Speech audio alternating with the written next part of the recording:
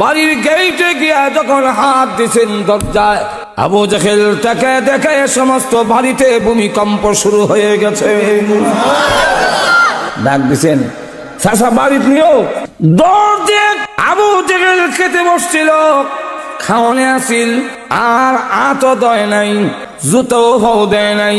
দৌড়ে এসে আল্লাহ নবীর সামনে দাঁড়াইয়া জোর হাতে দাঁড়াইছে আর থরথর করে কাঁপতেছে।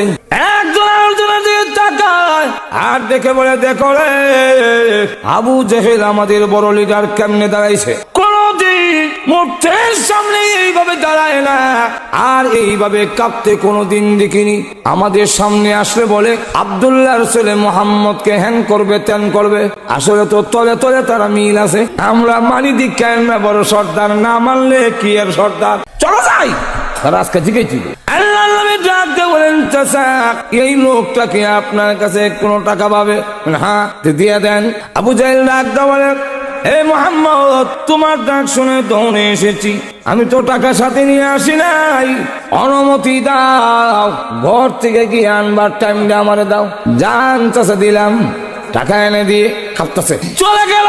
সব সর্দার এসে গেলাম করে বলে, আবু জেহেল আজকে সব দেখে লেছি রে। আবু জেহেল আমাদের সামনে বলো মুহাম্মদের এন করবে তেন করবে, আর মুহাম্মদের সামনে যেইভাবে করজুর হইয়া দাঁড়াইছো, তর তর করে কাঁপছো। মূর্তির সামনে, লাতুজ্জামানাতের সামনে তুমি ভাবে দাঁড়াও না। কারণ কি? মানি দিকেন না বড় সর্দার, না মানলে কি আর সর্দার।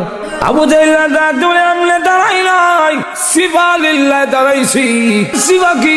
মুহাম্মদ যখন আমার বাড়ির দরজায় হাত দিছে, সমস্ত ঘরের মধ্যে ভূমিকম্প আরম্ভ হয়ে গেছে। মুহাম্মদ যখন ডাক দিয়েছে, বিকট এমন শব্দ হয়েছে, আমার মনে হয়েছে মুহাম্মদ যে কিয়ামত কিয়ামত বলে শুরুই গেছি।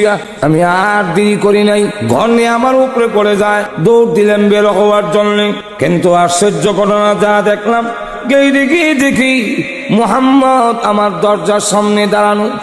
মুহাম্মদ আমার দরজার সামনে দাঁড়ানো। আমি তাকায় দেখি মুহাম্মদের দুই কাঁধের উপরে দুইটা এত বড় সাপ, হা করে নিচের টুট আমার পায়ের নিচে, উপরটা আমার মাথার উপরে। জিহ্বা বের করে বলে, পয়সা দিবি না ফেরের ভিতরে আইবি?